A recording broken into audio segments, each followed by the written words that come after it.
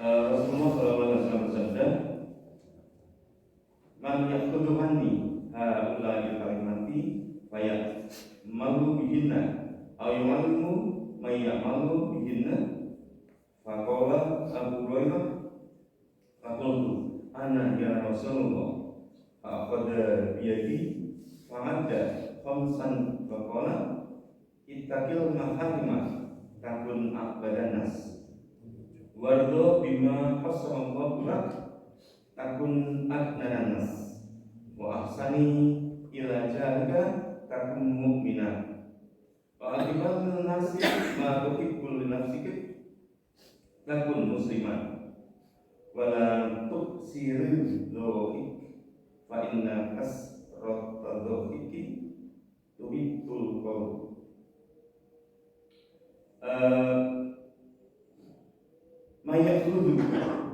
Mayakhudu anni, artinya Rasulullah bertanya kepada para sahabat, mayakhudu anni, siapa yang mau mengambil dariku haula'i kalimati, kalimat-kalimat saya atau kata-kata saya, fayamalu bihinna, kemudian mengamalkan kalimat-kalimat itu atau pesan-pesan itu, ayyuhalimu mayamalu bihinna, atau mengajarkan kepada orang yang mau mengamalkan hal tersebut.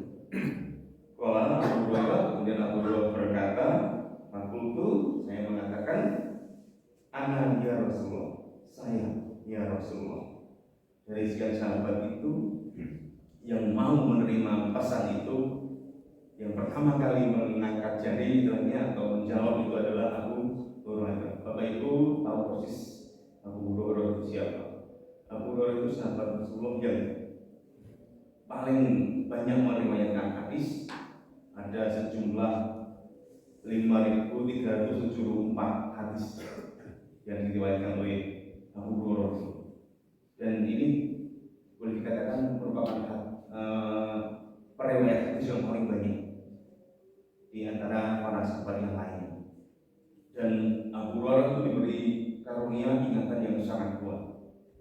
Beliau itu hanya tinggal bersama Rasulullah itu sekitar selama 4 tahun, tetapi meriwayatkan 5.374 hadis. Kita yang sudah lama mempelajarinya, menghafalkan satu hadis saja begitu sulit.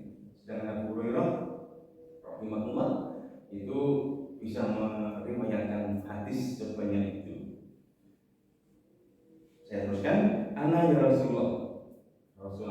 Abu Hurairah mengatakan, saya ya Rasulullah.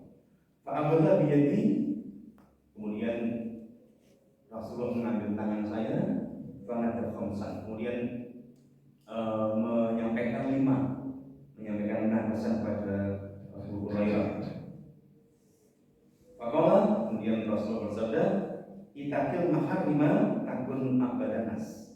Hindarilah hal-hal yang haram, jauhilah hal-hal yang haram, maka kamu atau kalian akan menjadi orang yang paling ahli dalam ibadah. Ini sudah kita jelaskan tadi malam. Kemudian warda bima qasamallahu lak takun abadanas. Warda, ridholah, terimalah dengan ridho, dengan ikhlas, bima qasamallahu lak, atas apa yang Allah berikan kepada kamu. Apa saja yang Allah berikan kepada kamu, ridholah. Takun adnanas, maka kamu akan menjadi orang yang paling kaya.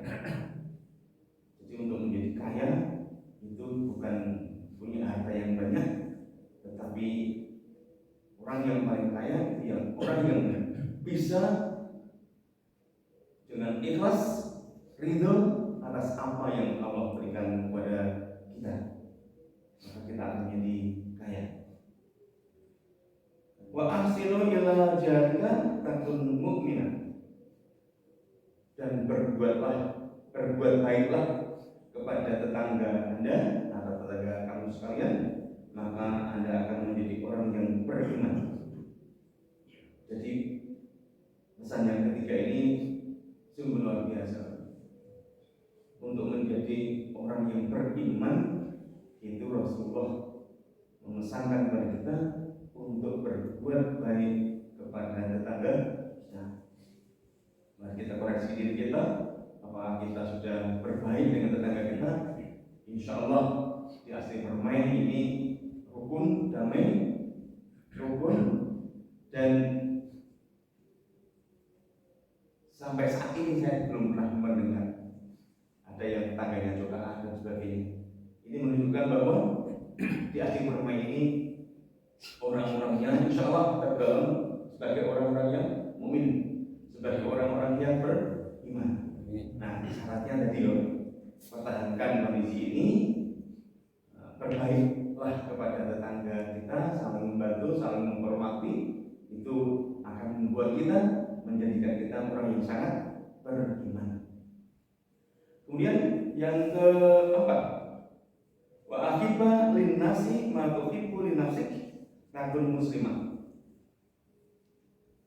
Cintailah orang lain sebagaimana kamu mencintai dirimu sendiri, maka kamu akan menjadi orang Islam yang sebenarnya. Kita sudah mengaku sebagai orang Islam, kita sudah ridho bahwa kita sebagai orang Islam, maka untuk menjadi orang Islam yang sebenarnya Rasulullah berpesan, cintailah orang lain sebagaimana engkau mencintai dirimu sendiri. Luar biasa. Karena apa? Karena orang Islam itu dikatakan Islam itu apabila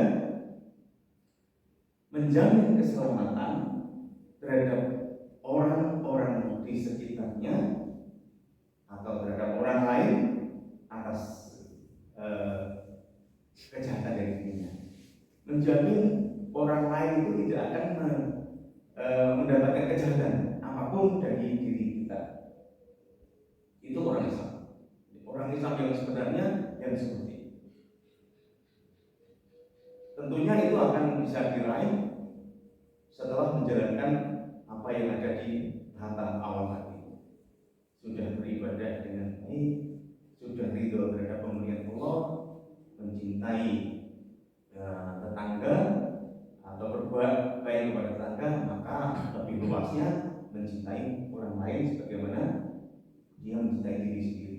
Keempat itu tidak bisa dipilih, saya pilih salah satu yang ini aja, tidak bisa. Semuanya akan berjalan bertahap, kemudian akan menjadi satu kesatuan. Kemudian yang kelima ini merupakan larangan, Bapak Ibu, walaupun siri dolik, dan jangan banyak tertawa,